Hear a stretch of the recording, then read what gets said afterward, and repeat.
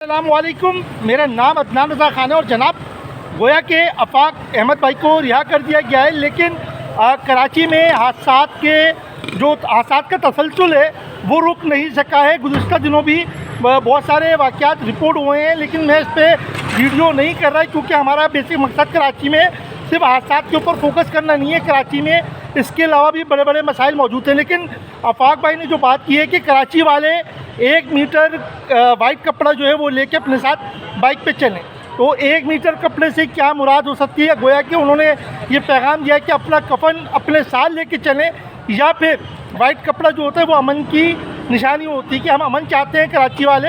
اور ایک مزے کی بات یہ ہے کہ آفاق احمد بھائی کو جب گرفتار کیا گیا تھا تو یہ آواز اٹھائی گئی تھی کہ یہ تعصب اور لسانیت پھیلا رہے ہیں، لیکن بھائی آفاق احمد بھائی نے کہیں مہاجروں کی بات نہیں کی تھی۔ آفاق احمد بھائی نے کراچی والوں کی بات کی تھی۔ کراچی والوں میں پٹھان، مہاجر، سندھی، بلوچی، پنجابی، سرائکی، XYZ بہت ساری قومیتیں بستی ہیں جو کہ مستقل کراچی کی شہری ہیں۔